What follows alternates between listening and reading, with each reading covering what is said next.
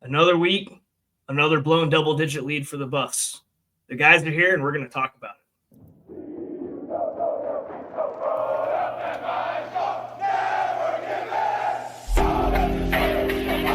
This is Voice of the Buffs, Mark Johnson, and you're listening to the Folsom Frenzy Podcast. Hey everyone, welcome to the Folsom Frenzy Podcast. We're recording here the day after the TCU game. The Buffs lost 35-21 in Fort Worth this time. I'm here with Topher and Chase. Jake couldn't make it again, conveniently. So obviously this was a tough loss, guys. There were so many opportunities to capture the game and just put it away. Very reminiscent of what happened last weekend's BYU and very reminiscent what happened in the season opener against Georgia Tech. So I don't know. Where do we start? Chase, what are your initial thoughts on the game? These are the worst kinds of losses, right? Like the ones where you really – I didn't see the expected win metric yet. That comes out every week. We'll retweet it on our podcast when we see it. But this one really felt like one that we should have won. And it was kind of like a reverse Georgia Tech, but we had 4 turnovers, right? 3 interceptions and then 5 turnovers. I don't know, a lot of turnovers. 4 turnovers. Yep. And we just gave the game away. And I think, the biggest takeaway, and I'm glad I get to go first because I get to say it and everyone's going to agree with me, I presume, but we can't move forward with Caden Salter. He's quit on the season, it feels like, and it just is not working out. So I think it's time to move on at quarterback. I think this was one that we definitely should have had. I think this is one where actually Pat Shurmur called a decent game, I thought. I thought he really showed the most creativity he has all year. Dallin Hayden had a great game. Omarion Miller obviously had a great game, but that's, to be expected. But, guys stepped up, but it just wasn't enough. And they find a way to lose and put up 21 points, right? But, it's all the different things, right? Special teams was the difference maker this season, or this game rather. And we've been saying that since the beginning of the season. So, kind of rambling all over the place, but just a lot of places where they were close enough, but just didn't get the job done. Yeah, go ahead. Close, but didn't get the job done is exactly the way I'd put it. And if football is a game of inches and we're running the margins, we are miles better than TCU. We are miles more talented than TCU. With Shador and a special teams unit that doesn't screw up as the way they did, we win by 20. So the frustration is real. I don't want to look at the expected win metric. I think it'll make me want to throw up, right? I think we were absolutely dominant in this game. I think our defense played really, really, really well. And this is now the third Power 4 opponent that we've had where their quarterback outplayed our quarterback. And that is just something that cannot happen at this level. And of those quarterbacks, I don't think any of them are individually more talented than any one guy in our room. But we just don't have the guy. And the other thing that, I was listening to a lot of other CU podcasts this weekend. The team takes on the personality of the quarterback. It is the weight to bear when you play that position. And it made me think of in 2020, where we had the Brendan Lewis, we had Owen McCowan, and we had Sam Neuer. And we went with Sam Neuer, who came to Colorado to play safety. So he's just like, screw it. I know how to throw a football, and I'm just going to go do it. And despite the fact that we were under Carl Durrell that year, we had someone that had a little bit of grit to him, had a little bit of, I'm not going to lose this game for my team. I'm going to do what it takes to win. And when we need it most, I'm going to make a play. And it just feels like when the moment is biggest, Caden withers. Repeatedly, over and over again. And I think the way that second quarter ended was so unbelievably disheartening. To have, I think it was back-to-back possessions and interceptions, right? So there was let me go back and look to remind myself. Yeah, it was back-to-back possessions ending in interceptions. So the first one, so Chase pointed out in our group chat during the game that was honestly a great play.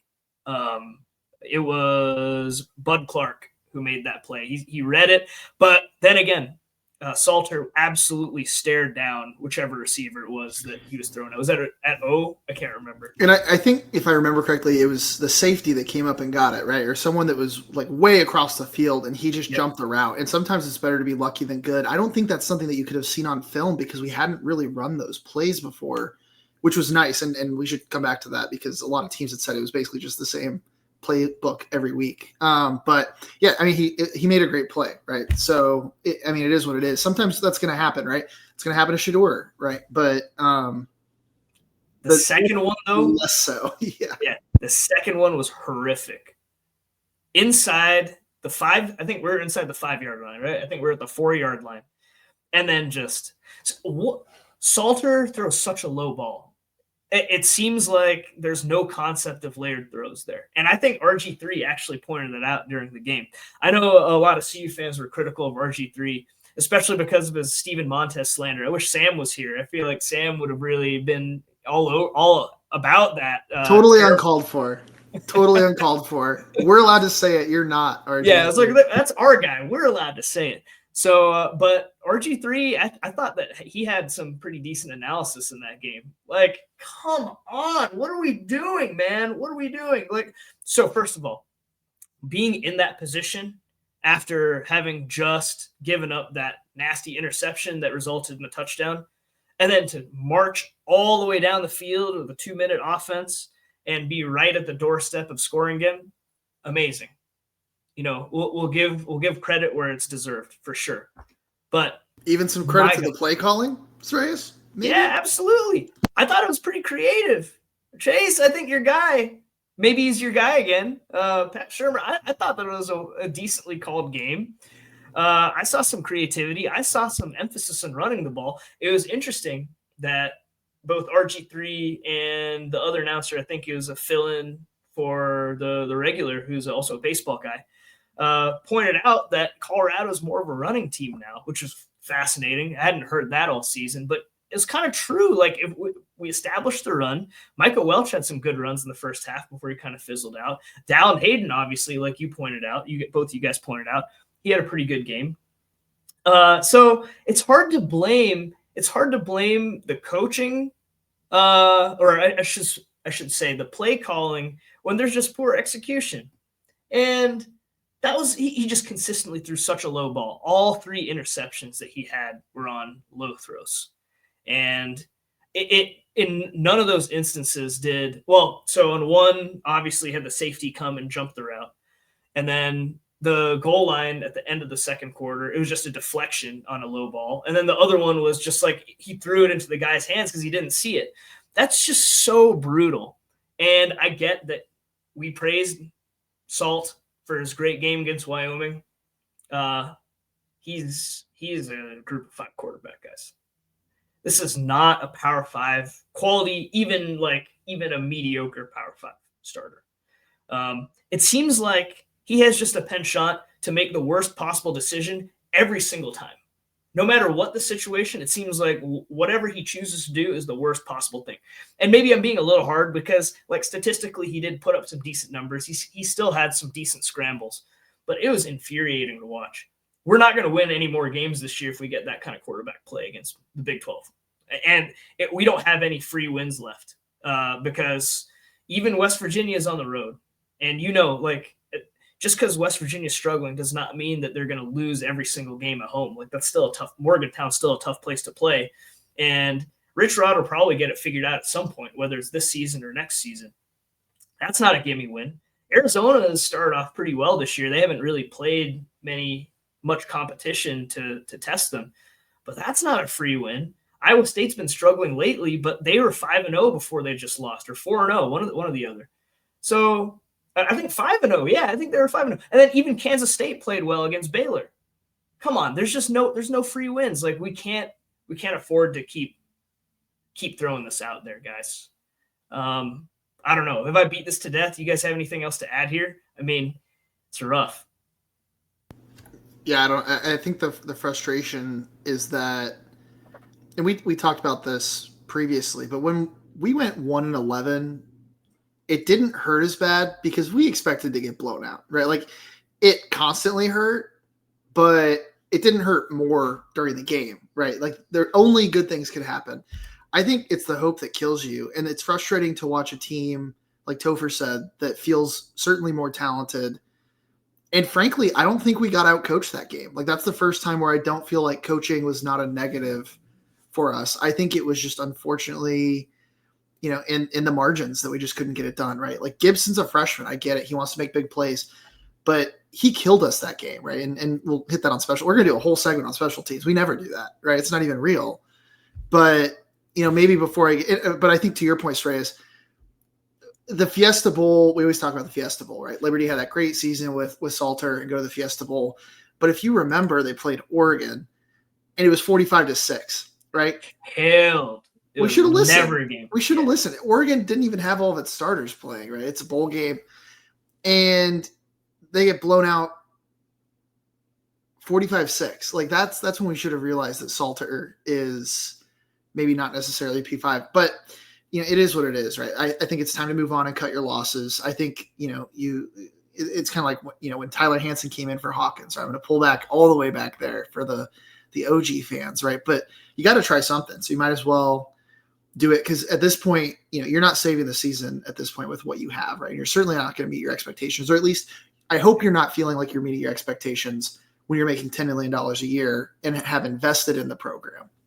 What I will say is Caden Salter's play and, frankly, Ryan Staub's play against Houston really validates that Delaware game, doesn't it? They knew something was up. They knew something was up, clearly.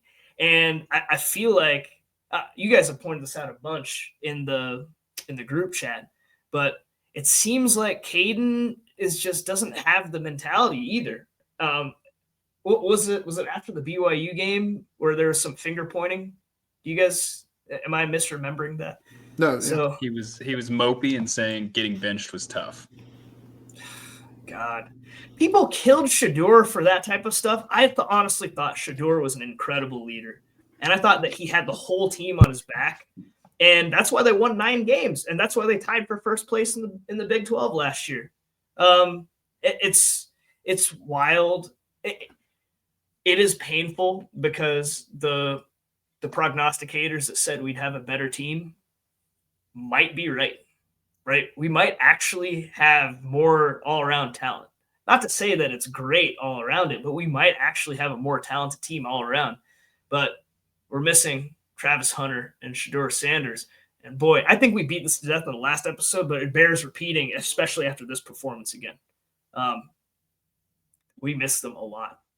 And it is incredible how many like win shares they bought us.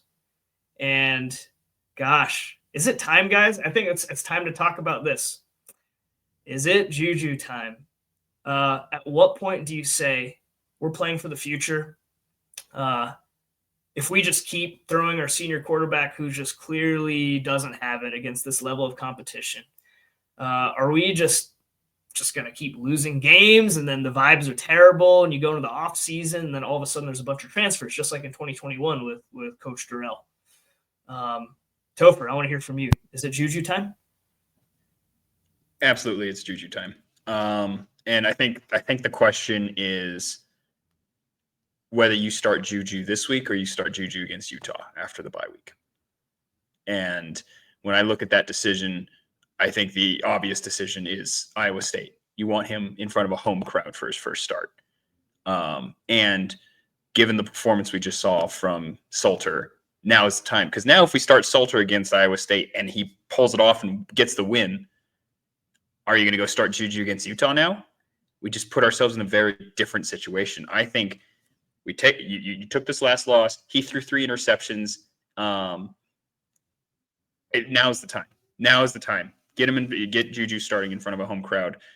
I hope that JuJu can be the quarterback that Shedeur was, right? Well, part of what I love about football is the best teams are greater than the sum of their parts, a lot greater than the sum of their parts. And I think right now we have a sum of parts that individually are very, very good. We just have no cohesion. And if we can get someone taking snaps that can generate that cohesion, generate that camaraderie, maybe we can go and win us enough games to go get to a bowl game. So I think this is a no-brainer. I want to see JuJu on Saturday. Yeah, I agree. I think the argument that you hear, right, is people that are thinking about the previous college football situation, right, where it's, well, if he plays more than 3 games, he can't redshirt, right? That's not the world we live in college football anymore, right? Like, you got to play guys now because guys are planning on maximizing NIL. And if you're planning on making the commitment, the calculus has totally changed, right? And frankly, you can't play kids like you think they're going to play for you for 5 years, because odds are all you're doing is saving a year of eligibility for 1 or 2 teams down the road, right? In all likelihood. So I think unquestionably, at this point, Salter, you can't make the argument that Salter is going to give you a better chance to win games. And you don't owe it, because it's not like he's out here with just a great leadership mentality. I don't feel like we owe it to him anyway. And I know Prime's really big on like honoring your seniors and very old school that way. But I think you got to try, and maybe it sparks. Maybe at minimum you get to see what do we have with Brendan Lewis, right? Because then how aggressive. Brendan Lewis. Or not Brendan Lewis, sorry. Wow. Although Brendan Lewis with trauma. Guys, you got trauma. With a big win over who was it? Memphis. We would have won that game with Brendan Lewis taking snaps last night, just for the record. Super senior Brendan Lewis. We got some serious trauma. Caden Salter is also a super senior, right? Like, if I look at the two of them between Brendan Lewis and Caden Salter, I'm taking Brendan Lewis.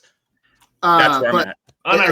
I do feel bad to JuJu for that's a big miss there, but I think you got to find out what you got, right? And is JuJu going to be the guy moving forward? And you have to decide, is JuJu going to be my guy next year? And take a look at, are we going to spend a bag in essentially free agency, right, in the portal, or are we going to save that money and invest elsewhere in our roster? The other thing, I'm curious what you think, Sreyas, if you think this is relevant or not. I guess there's a question of, I don't know if Prime is totally healthy, right? So is Prime going to be back next year? And does that change Prime's decision on who are you going to put out at quarterback? Does that have any impact, or do you think he's coaching for the now, or, how much does development matter? I feel like that almost needs to be another segment. So I'll spare my thoughts for now, because I think a lot of them. But as far as JuJu's concerned, I think we've seen Staub against Power 5 now. In 2 games. 1, he was okay, right? Against Utah a couple years ago. He was fine. Houston, not fine. And Houston got throttled yesterday by Texas Tech. So they're clearly not one of the better teams in the Big 12. Or maybe Texas Tech is leaps and bounds better than every other Big 12 team and going to the playoff. And I'm just saying, I think it might be. I think that might be it. Honestly, Texas Tech is incredible. So that could definitely be a factor. They kind of had a de facto home game in Houston yesterday. I don't know if you guys watched much of that game, but man, did they have a lot of fans there, and they were loud. So take that for what it is. But either way, I don't think Houston's a world beater. And Staub had an absolutely atrocious game. And we've seen Caden Salter now 3 different times absolutely squander good games, good starts to the game, at least 10-0, 14-0, 14-0. One on the road, man, that was just so tough. After you go up 14-0 on the road, and the defense was cooking, at least in the start of the first half until the first turnover, you start to get greedy a little bit, right? You're like, oh, okay, this is what we've got. This is what we've got. Like, we're just going to keep this going. The vibes are good. And then just absolute momentum killer. And then just add in the fact that you guys have already hit on this numerous times, but this is a super senior. This is not a developmental guy. This is a mercenary. This is a guy you're bringing in for 1 year to have a great season, for him to raise his own professional stock, to potentially play at some form of the next level, whether it's in Canada or maybe even the NFL if he had a great year, or the UFL or whatever it is. That's not happening. We're halfway through the season. That's not happening. And it's time. It's time. Like, if you don't play JuJu now, I wouldn't blame him one bit for transferring. I wouldn't blame him one bit. Like, it's clear that we have a quarterback problem, because it's not the offensive line. I even thought that there was one, so both RG3 and Connor Onion were were singing Yaya Atia's praises, and then immediately he got called for a holding. But if you look at the play, it was a clean pocket, like a super, super clean pocket. And then you see Salter drifting out of the pocket. And as soon as he's drifting out of the pocket and thinks he might run, and Atia, whoever the end that was on Atia, like makes a move towards him, and then he gets grabbed and turns, you're going to call it every time. It's hard to blame the offensive lineman for that, right? So he's costing us in numerous ways. It's not just inaccuracy throwing the ball. It's like horrible decision-making, making our really great offensive line look worse. It's time. We got to see JuJu. And I trust this offensive line. They struggled a little bit against Delaware. I will admit that. Delaware was probably the worst played offensive line game this year from what we saw. And I think that kind of affected JuJu's performance. He only had a handful of snaps in that game. I'm ready to see it. Chase, you want to say something?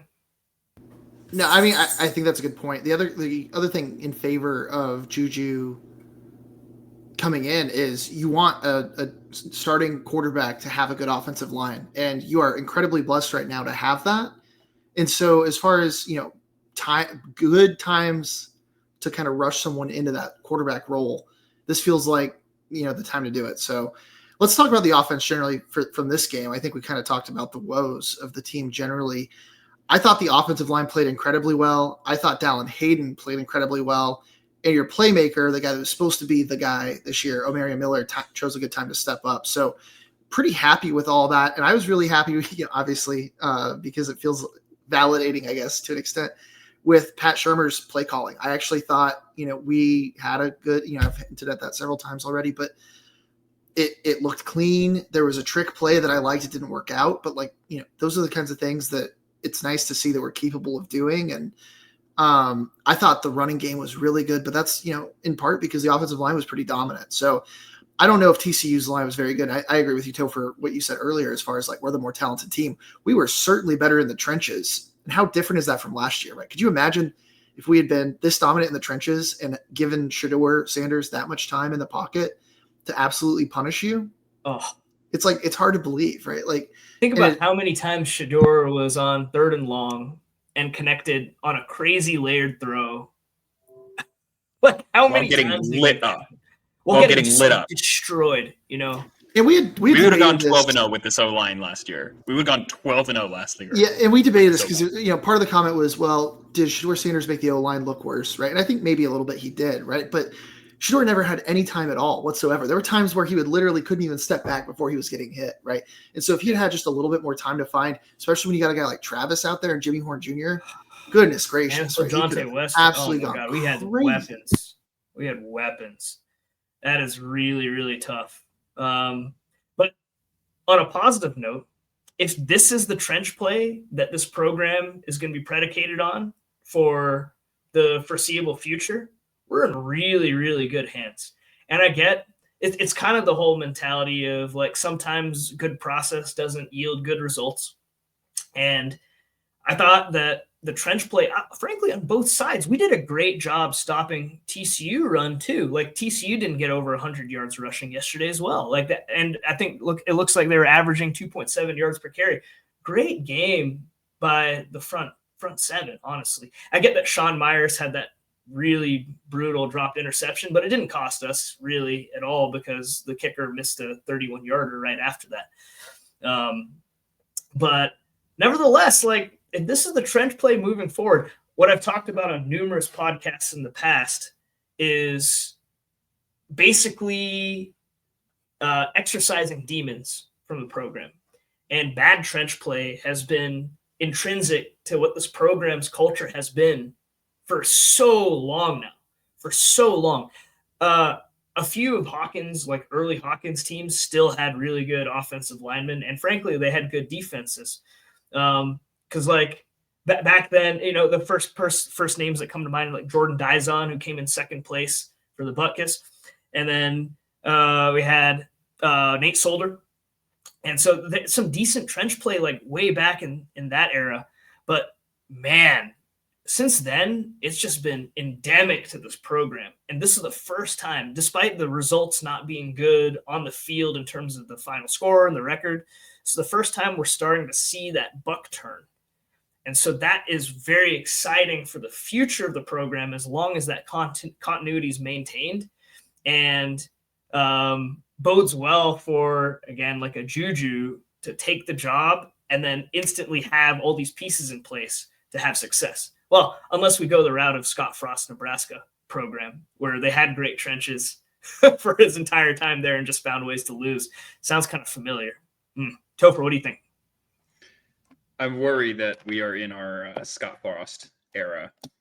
Just so much hope and just so much crushing defeat in just one-score games. I will say our offense looked really, really good, and our run game has looked a lot better. But I will put this little caveat in there that I worry our run game looks better because of who's taking snaps. It was very intentional that TCU had a guy that was like, your only job is to follow Caden Salter. Every single time he looks like he's handing off the ball, I don't care. You are following Caden Salter, right? The end, your job is to keep your shoulders parallel, and so he doesn't keep the ball, right? They were very, very scared of that. And because they had two guys assigned to taking away that read, we had bigger lanes to open up. They couldn't just come crashing down. So with that in mind, I worry that if JuJu is the one taking snaps, defense can adjust and go, you're not going to run. You're a freshman and you're not as fast. You're not as good of a ball carrier as Caden Salter. So we will collapse down. And they're not willing to risk you getting hurt, right? So that's going to limit his exactly. running, even though so he is talented. Yeah. So there's that aspect. But outside of that, the offense looked a lot better. Pat Shurmur called a really good game. The only play call that I had an issue with was first and goal, second and goal from the 2-yard line with a timeout left. Russell and Wilson. we decided to throw the ball. I fundamentally disagree with that call, especially with, how we were throwing the ball versus how we were running the ball, and the fact that we still had a timeout. A run guarantees you 3 points. A pass, high risk, high reward, but Jesus, that really, really, really bit us in the ass there. And you're getting the ball out of half, right? So you're going to get the ball back. So you can get points, and then you could still go up by it. Terrible. Yeah, really, really brutal stuff. But I think it's time. Let's move to defense. I think even before we got into this section, we were talking a lot about quarterback play, but I want to hear about defense now, because sure, the tail of the tape at the end of if you didn't watch this game and you see 35 points put up, your first thought would be like, oh, what a poor defensive game. They played so poorly. But when you look behind the curtain and you see 4 turnovers, 3 interceptions, and then we'll talk special teams in a second too. And then the special teams fumble. But the defense acquitted themselves pretty well. I think I just mentioned the stat about not giving up over 100 yards. And that was kind of just like a regular occurrence for CU. So like great on these guys for like pinning their ears back and doing a good job there. Hoover, Chase, you were hyping him up. He ended up having a pretty good game in the end, and he made some really, really good throws. That wide receiver McAllister is a stud. Manjack seems like he was everywhere with his barehanded catching. Like, kind of fun player to watch. I know another RG3ism, he was calling him Auralus Joseph Manjack, but I don't know, playing without gloves, I think that's a lot of aura just by definition. So they got some talent on that team. They put up some big offensive numbers so far this year. And that garbage, I mean, it can't really call it a garbage time touchdown because it did. I'm not counting it to the game. I'm not counting it. They should not have done that. Worst backdoor cover ever. Like, it was so bad. And it's really just because their kicking situation was so bad. Like, under 99.9% of circumstances, you kick the field goal there. But on, what was it, 4th and 6? And we definitely have some trouble on 4th down plays. I don't know whether that's like not being able to defend some of these like rub plays, because it seems like that's what BYU did when they had their uncontested 4th down touchdown, which was kind of a similarly aggressive call by Sataki.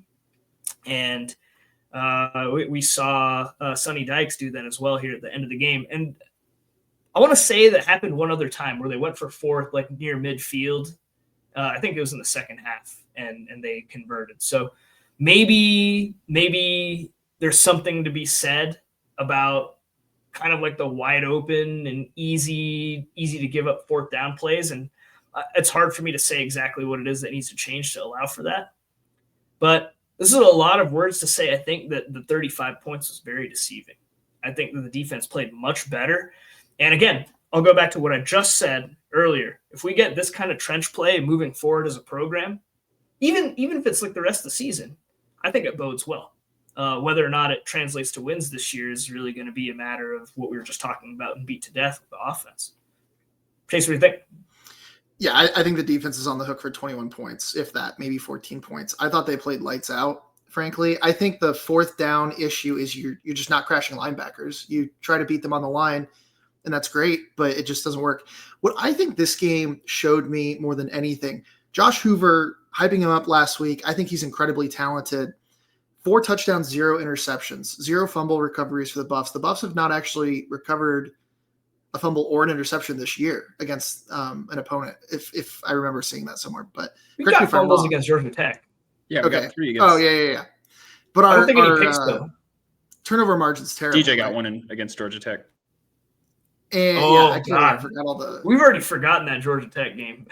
But 275 yards, 4 touchdowns, right? But generally, our defense looked really good because when the quarterback isn't a real rushing threat, you can do a lot more with this defense, and they're not getting just absolutely killed east to west. And Topher's about to have an aneurysm, so I can't wait for that. But even though he was completely unathletic, I thought comparatively to some of the other quarterbacks we've seen this year, Hoover still had 20 positive yards rushing, right? So even Hoover, we couldn't completely stop with the quarterback rushing. So I mean, that's got to get solved. But otherwise, I thought they played. Yeah, I thought they played really well. Giving up quarterback rushing yards is definitely endemic to the program. So maybe there's still room for improvement there. Go ahead. And just really quick, TCU is a pretty talented offense, right? Like just a pro style offense. I don't think they match up well against us. And I thought our defense took advantage of those areas and played pretty well. Topher, I guess you're more dour than I am about our defense. Oh, no, I thought Livingston called his best game. And I think the thing that helped us the most, and I quote from last week, "Hey, Sean, get out of man." Guess what we ran the entire first half? Zone. You know why? Because our DBs, why those DBs get beat and have those wide open plays where everyone's like, how did we lose that? It's because we play man, we call man, and instead of watching our man, our DBs go, I'm going to look at the quarterback and see if I can jump this route, and then they get cooked. But guess what you're supposed to do in zone? Watch the quarterback. Right? It's like we're going to take your weakness and make it a strength. So the moment we start going to zone, look at how much better our coverage is. Look at how much better our ability to tackle and rally to the quarterback is. Like we gave up some soft spots and he layered some throws, but I am much more okay with that in comparison to playing man, especially in the red zone. I never want to see us play man in the red zone ever again. And on that last play, Tion Parks, I think everybody on the broadcast knew it was going to be a sluggo, right? Like everyone heard Hoover go sluggo, and he still got beat on the route. So that hurts. And once again, that is just man. Cover 0 man, and he looked inside, got flat-footed, got beat. So Livingston called a great game. Defense got put in terrible positions because of bad turnovers. And if this is the defense we have going forward, the more disciplined run fits, the calling zones more, calling zone blitzes more, I'm much more confident in this defense continuing to put us in position to win games. Yep, agreed. So, elephant in the room, are we ready to talk about special teams and how abysmally special they were? You know, it would be easy to start with Q-Gib, but Topher, you got to get your man's Damon Greaves for an absolutely atrocious game. Atrocious. Every single subsequent punt was worse than last. I do not understand. He lost his confidence, you know. I believe till the end. I literally thought at any minute now he's going to turn it around, and it never happened. It reminds me of golf. Like I feel like there's a lot of similarities between kicking and golf. I think Topher, you even brought this up on a past pod, or maybe we were talking outside of the pod.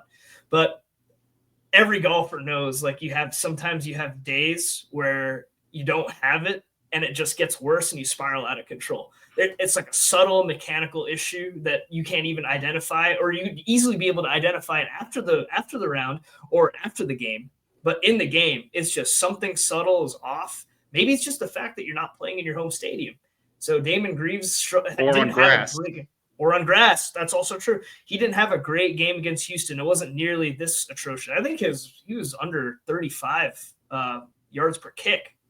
A brutal game. I mean, this was like Zach Grossnickel territory, and like some of these other some of these other punters we've had over the years. Dara O'Neill. You remember Dara O'Neill, the rugby punter from Connor So O'Neill? I'm going to comfortably tell you neither of us remember that person because that was probably 25 years ago. And he was the guy who kept trying to. There was a game where he tried to kick the ball left-footed, and he just like completely shanked it and kicked it straight into the offensive line. It was brutal.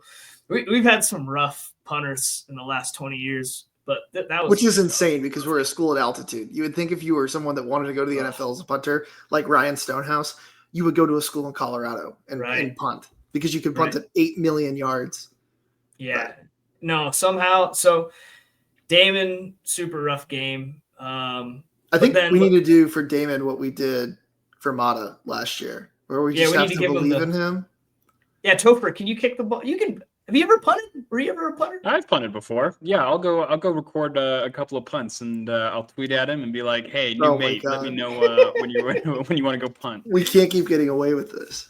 No, you can't keep getting away with it. Good thing Greaves was the only bad special teams player this week, right, Sreyas? Oh yeah, it's totally the only. Okay, so last several episodes we have predicted that Quentin Gibson is on the verge of breaking one. Because it looks like he is. He looks like he was, or looked like he was. He was getting close. Like, just basically, you got one guy to beat, and then he gets tackled near midfield. And it's happened, I think, at least twice, if not 3 times at this point. Guys, that was brutal. And, to someone who just doesn't watch enough football, it's easy to be like, oh, yeah, Cam McKell should definitely have known that. But no, it's not on Cam McKell, okay? It's not on him. If you go watch the replay of that, you're a punter. You're supposed to call poison, right? You're supposed to go, there's your the returner. Ball. Get out of the way. Get out of the way. Like the ball, there's poison coming at you, right? That's so important. Directly to our sideline. The moment you hear poison, run directly, not walk, directly, perpendicular, directly to the sideline. I'm gonna do our YouTube comment plug now. I had always heard it called fire. Topher calls it poison. I've heard a bunch of different things. I've always heard fire. I'm curious. Put in the comments on YouTube what the term that you used was, and maybe we'll see. Poison, Peter, fire, whatever it is. But there's definitely a signal that you hear it directly to the sideline. If you've played football past literally 5th grade, you know that, right? Because that's something that you practice literally starting in Pee Wee football. Yeah. And somehow, and you can see his mouth in the replay, right? The camera stuff is crazy cool. From I think it was Fox, right? The game. Yeah. And so you could see him, and he's just obviously you're focusing on the punt, but you got to be yelling that, man, especially if you know that you're not going to go receive it. Terrible, terrible, terrible, terrible, because it cost us the game.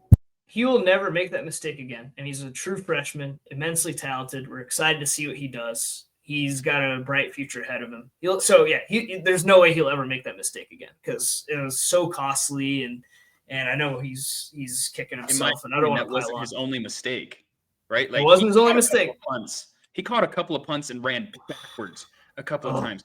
I understand that he wants to make a big play, but there's an order of operations near a punt returner. And order of operation number 1 is catch the ball cleanly. Do whatever it takes to catch the ball cleanly. Order of operation number 2 is communicate with the rest of the team, where the ball is, and if they need to run to the goddamn sideline. And then order of operation number 3 is to assess whether you need to get to the touchback or not. Once you get to 4, then you are allowed to return it. He never did 1, 2, and 3 before he was trying to return it. And that is very, very concerning. Very concerning. Now, I'll say one other thing to defend Gabby here. He went to North Crowley High School in Fort Worth, so I can imagine that he had a lot of family and friends there, and he wanted to break one off for them. It's a lesson learned, right? it's a lesson learned. Like, you can never I'm not saying he disrespected the game by any means, but it's like the game will get you, right? It was so clear. So that punt that hit Cam McKell, it was definitely mishit, right? It was definitely way shorter than it should have been. And off the leg, I'm sure he was thinking, like, this is my moment. I'm going to break it off. And same with the back-to-back plays where he went backwards. On one, he got bailed out because there was a procedural penalty by the kicking team. And then somehow we got worse. Somehow we ended up with significantly worse field position because I don't know. So the thought process maybe he had, I'm just trying to get in There his was head. none. It was kind of like a situation where, like, oh, if I don't pick this up, it might keep rolling and it might go inside the 15. So I'm going to pick it up and then run inside the 20 anyways. So violated order of operation number 1, field the ball cleanly. It was rough. Immensely talented kid. We'll never see it again, but that really, really cost us. I pray to God we'll never see it again, but with this team, I don't even know. He's going to break one. Sorry. It'll happen. Now he's going to break one. Like, now he's definitely going to break one because now he's like, he got it out of his system. I'm going to take the optimistic perspective on this because he is so talented, guys. He's so talented. Wasn't he the Texas Player of the Year last year? And only reason he was 3 stars because he was just kind of small. But he's immensely talented. But that was rough. Any other special teams gaffes that you guys want to talk about here? I don't know if it's gaffes, but those are very limited mistakes. We talked about 3 or 4 mistakes on special teams, whereas we talked about a ton of mistakes that Caden Salters made. But here's the difference, right? Like our high school coach, he always said, special teams, you're the specialist unit. Like, you cannot fail. You are SEAL Team 6. Failure is not an option because it'll cost you a game. And that's exactly what we saw, right? Like, as poorly as Caden played, as back-breaking as those turnovers were, the straw that broke the camel's back was a special teams play. So moving forward, we can't have that. And, there's a reason I always harp on and how important it is that special teams needs to be elite in order for this team to be great. And last night was just not it. I have one more gaff, and maybe it's gaff, maybe it's not. But if you guys remember, I think it was our first drive in the third quarter. First drive in the third quarter. We actually drove the ball down the field, got to the 33-yard line, I think, or 38-yard line, and then didn't kick the field goal. We decided to take the delay of game and punt. And I think that's a gaff as well because that means we don't trust Mata to kick from that distance. And we don't – would have been a 50, by the way. So it's about 50. And we're not willing to take a shot with Buchanan, right? Which means we think that there's a pretty high likelihood he's not going to hit it, right? So that, in my mind, is really concerning, right? I think that's something that is maybe easy to forget about. But that's the difference. I mean, you're up 17, right? And if you hadn't decided to do a Seahawks and you'd kick the field goal before fourth, now you're up 6 points again, right? In the first 2 possessions, the 2-minute drill possessions.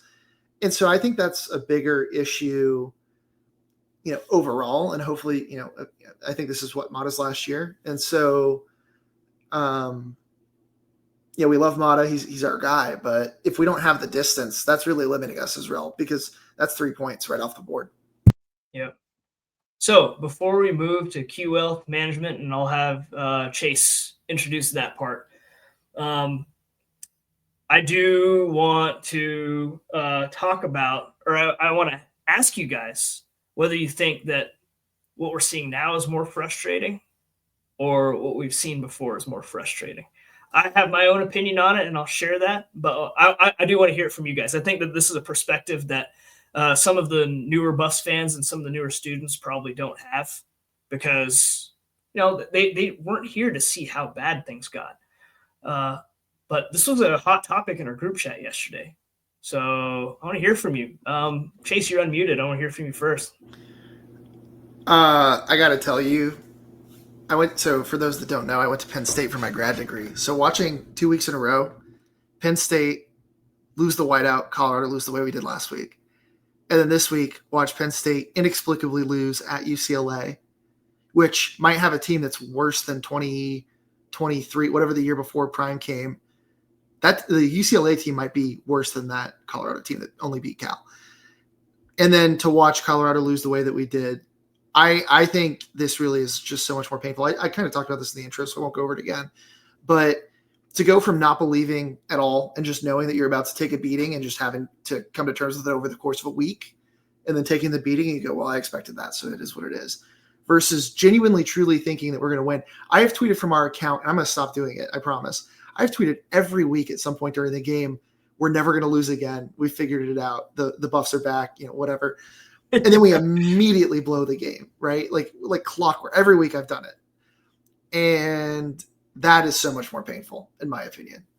Topher, what you got? Scott Frost was my all-time favorite Nebraska coach because he was the best one at giving those stupid idiots hope and then crushing them. Wow, has that table turns on us. Up 10-0, up 14-0, up 14-0, 3 losses. This is so much more. This is so much worse than it was before, right? The resources we're putting into the football program, the fact that we actually have a cool coach that makes us excited, the fact that we can sell out crowds, the fact that we have a wait list for our season ticket holders, the fact that there are now expectations with this program, the fact that we are clearly talented enough to compete and then still losing. This may be the best Buffs teams that's going to miss a bowl game of all time. And I got so annoyed with Nebraska fans saying that when Scott Frost is coaching them, but we're in the exact, very similar situation, and that just hurts my soul. So this is so much worse. I respect that take. And that's a great point about Frost. He was our favorite Nebraska coach because he was the prodigal son. He was their quarterback for one of their split national championship seasons and won a national championship at UCF and then took the job at his alma mater, and they had the whole big fanfare and all that stuff associated with it, and only to get disappointed. So, yeah, I respect that take. For me, what I'll say is, I mean, I chart the games that I go to. Like I have a spreadsheet going of all, I think I have 106 games or something I've gone to since 2008. Oh my God. I have been so beaten down. Like it's hard for me to even get mad anymore. It's been so bad. And what I'll say is 2022 is rough. I think maybe even some of the newer fans or the younger folks remember 2022. 2012. My God. Like the level of, oh my God, maybe we're going to go be UConn now. And this program will cease to be because we're never going to turn it around. Like you lose to Sacramento State at home on a walk-off field goal and then go to Fresno State and you're down 55-7 in the first half. It's hard. So Stuart Mandel back then had a tweet that really says it all for me, which is, do you want to know what the death penalty looks like? Go look in Boulder right now. That is the death penalty. It was that bad. It's like words don't even describe how bad that football was. Like they were literally dead last in scoring margin in the entire FBS in 2012 and in 2022. Like if you're an avid supporter of the program and you're committed to renewing your season tickets like I did through all those years, that it's just soul crushing. You question, like, what am I doing here? Like, it's easy to say, well, just go find something else to do. But if you're invested, if you care, it's so unbelievably painful. I remember there was a game in both 2014 and 2015. The 2015 loss to Hawaii. It makes you question whether you even want to continue being a fan or whether you want I get PTSD about that game because we were up till like 2 a.m. And that's the first time we lost in the gray uniform. And got kicked out of the C4C. They kicked the students out. They literally kicked us. Yeah, they hosted a watch party and then kicked us out at halftime for our own school's watch party that we then lost. Yeah, and because then of clock management. In 2014, what I remember, so people remember the CSU loss in 2014 because CSU ended up having a really good season. But what people don't remember is we were down double digits to UMass the week after that. Down double to UMass, right? That UMass, the UMass that averages 1 or 2 wins per season for the last decade. We were down double digits to that team. That was my moment where I was like, I can't do this. I literally can't do this anymore. We're never going to recover. It's never going to be good again. Like, this is so bad. Like, we burned this program and what was left of this program absolutely to the ground. And of course, the rise happened, and that was magical. And then the fall happened in 2017. And then I have to keep relitigating all of these, and I will forever now. I'm never going to let go of hell because I remember what it was like. That Oregon State game in 2018, just about that was like, it was so devastating. Being like, oh, but we no, beat Nebraska that year. We did beat Nebraska, and that was great. So, Scott Frost, thanks to Scott Frost. I have to Scott Frost.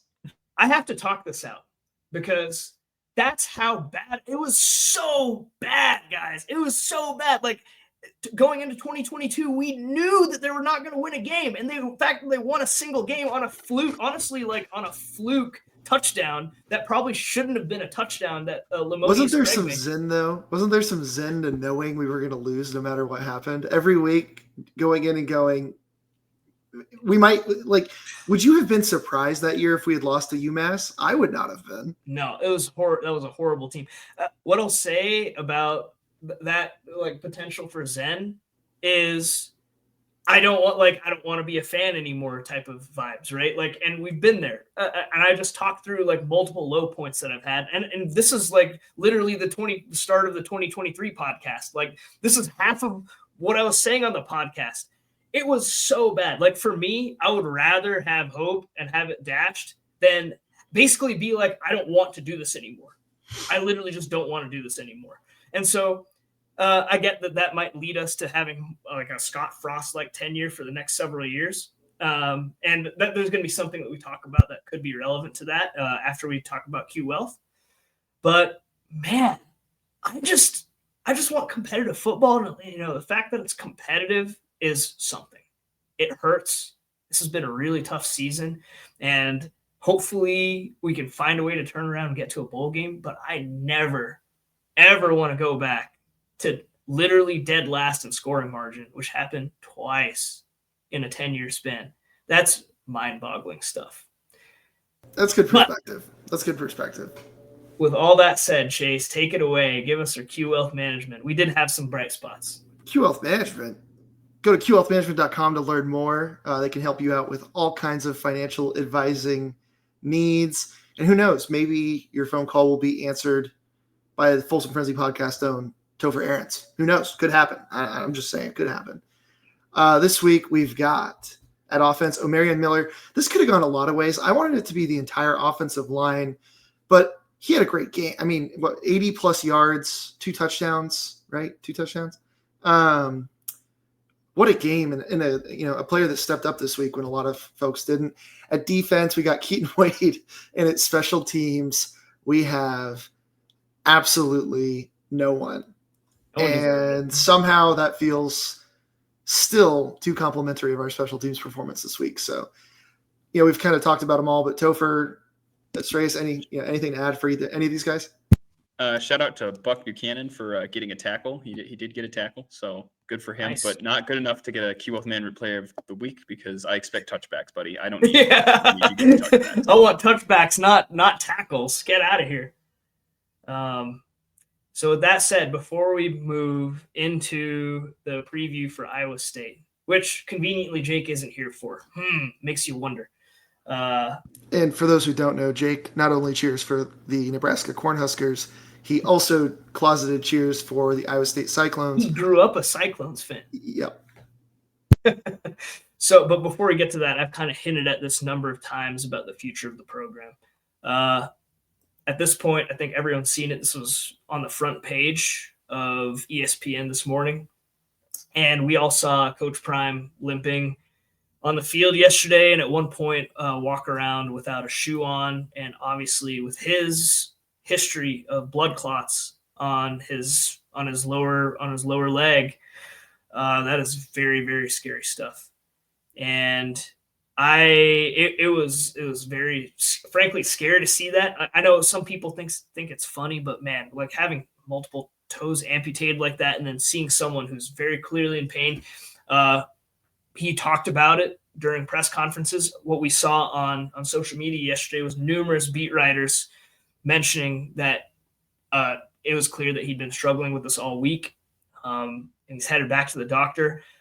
Guys, between this continued health struggle and, of course, the well documented fight with cancer and then the subsequent removal, our coach is really going through something serious health wise, and it's frankly like very scary. And I hope that everyone else sees it that way as well. I know there's not much specifically that I want to hear from you guys, but like we could just go around and talk about this a little bit. Like I know from my perspective, there's like a very personal touch to this as well. So yeah, Chase, what do you think? Yeah, I think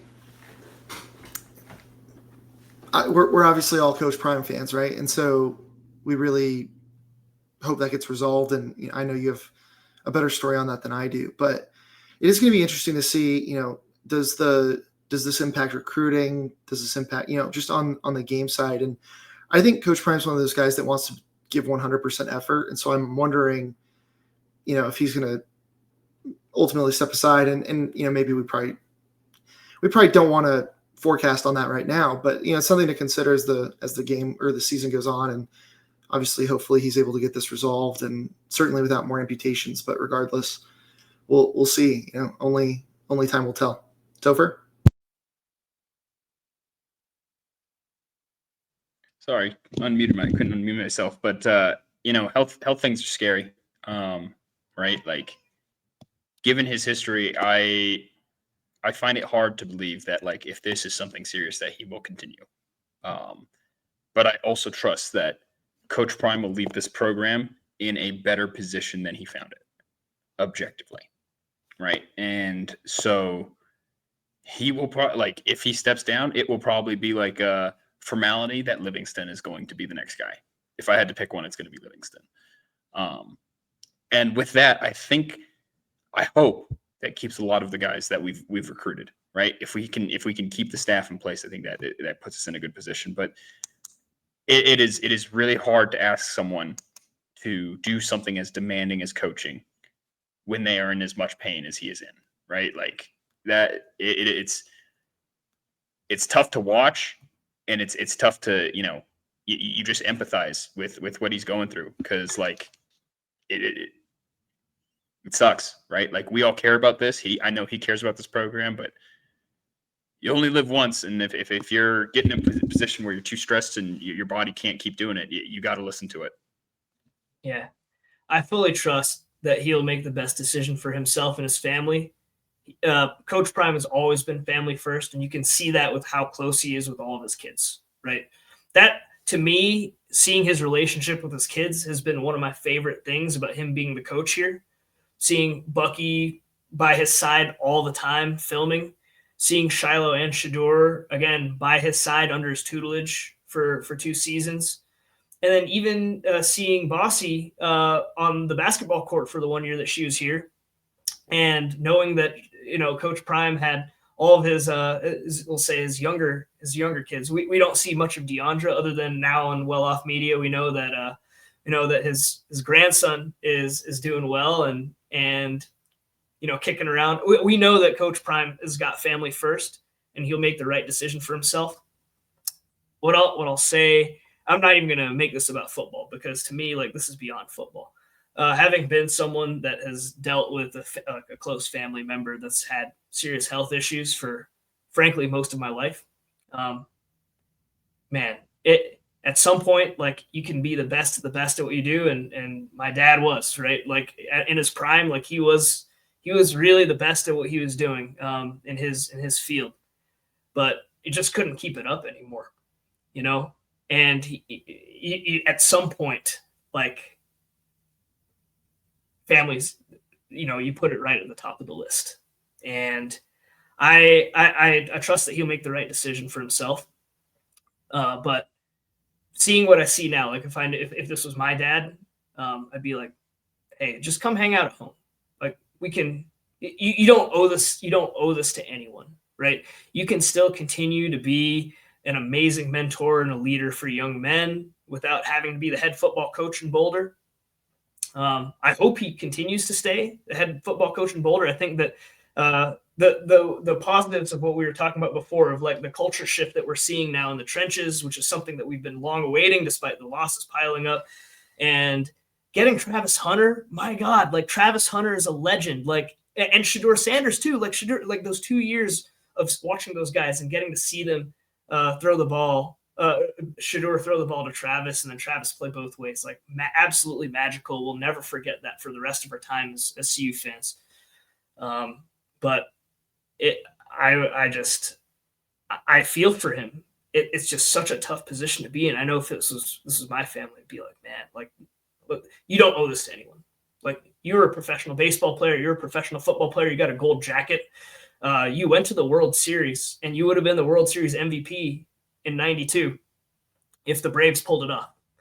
And then 3 Super Bowls, 2 with the Cowboys, 1 with the 49ers. And frankly, like, he did have success in Boulder. Like, I know no one wanted to see like a losing type season so far this season, but 9 wins turning around after what Carl Durrell left behind, that was an incredible accomplishment. And it's a testament to the talent that he brought in, specifically Travis Hunter, Shedeur Sanders. So anyways, not to continue to beat it to death, but this is very, it's very relevant and personal to me. And I wish you all the best, Coach. Like, we love you, and we really hope that you do what's best for you, no matter what, no matter what happens with our program.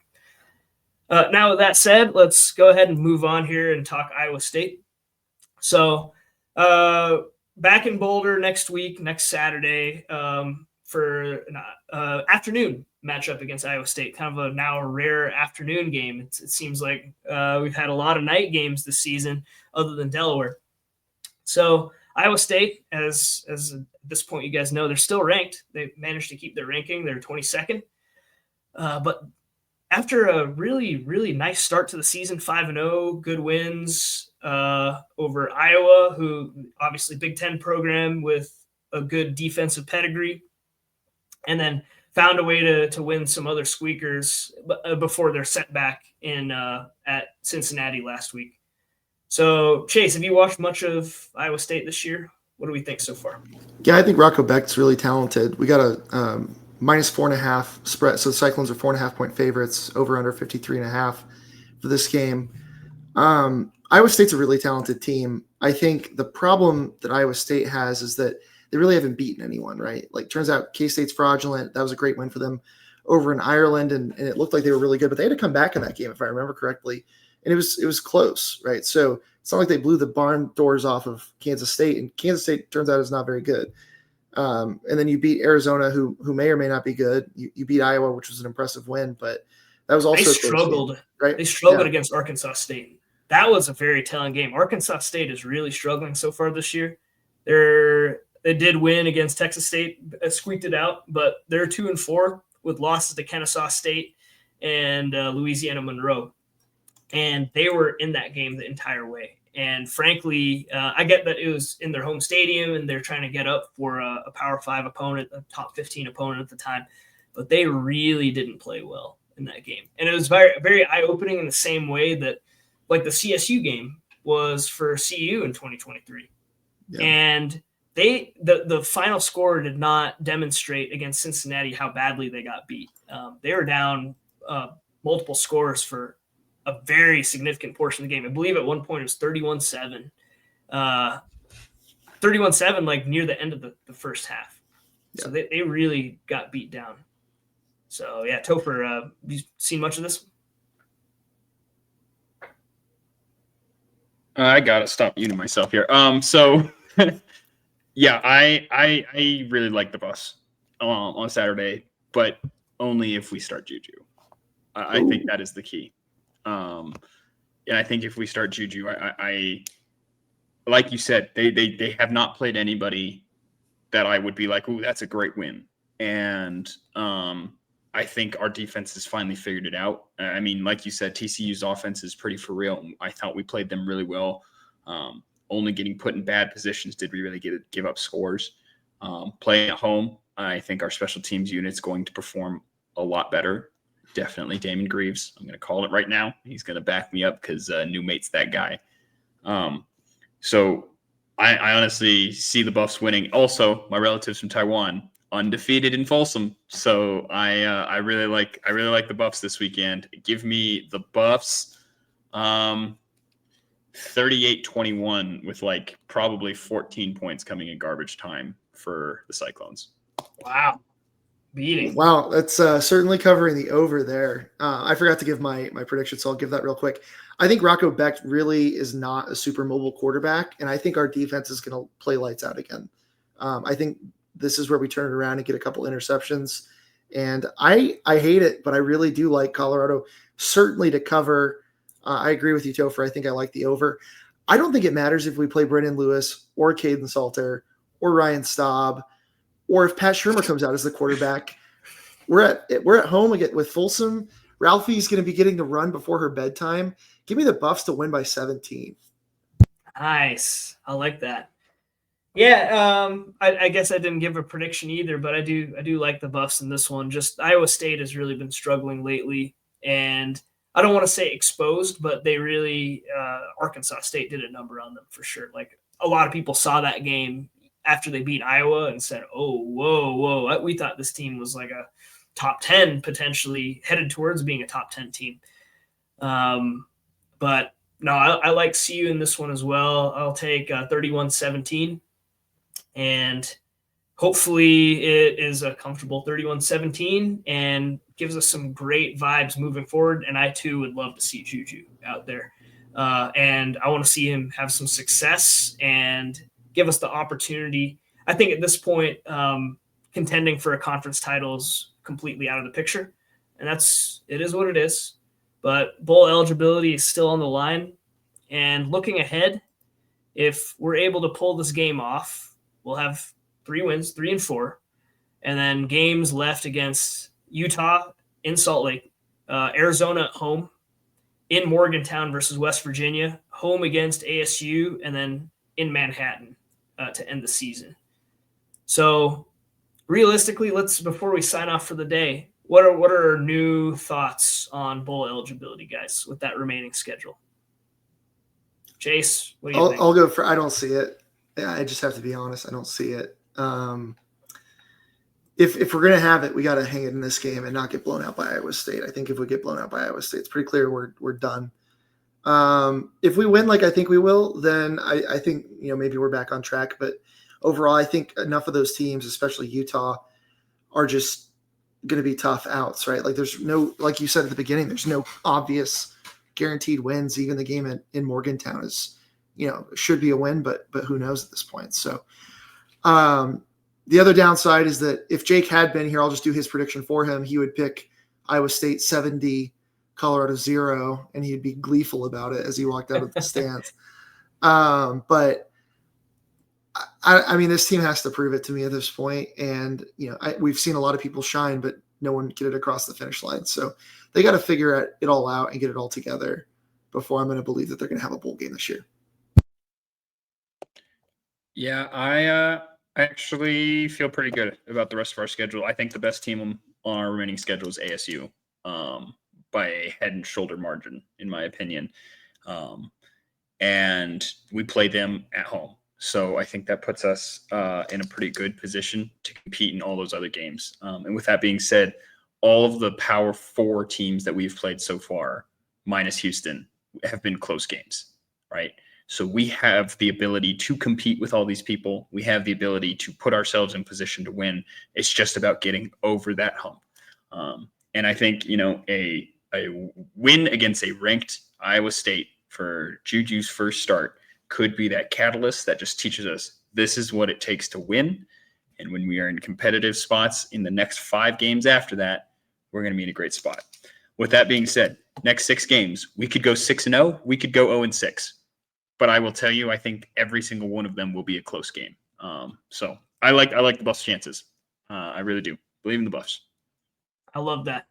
So given the fact that I took Iowa State, I think we got Arizona at home. I think that's potentially win number 4. And then we really need those 2 road wins in West Virginia and Kansas State. I don't know. Salt Lake City usually doesn't treat us well other than in 2011. And then ASU is legit. That program is completely, the vibe shift is real with ASU. They're not the program that they were under Herman Edwards. And frankly, they weren't even that bad of a program under Herman Edwards. I think people have bad memory of that team being horrible, but they made it to the bowl game in most of the season. So that is a good program. So it's going to come down to those 2 road games and then so-called getting the job done, even though we are playing a ranked team this weekend. So with all that said, guys, onward we go. So Iowa State this weekend, that's a big opportunity. And with all that said, let's call it a day, fellas. Let's go Buffs. Let's go Buffs. Buffs.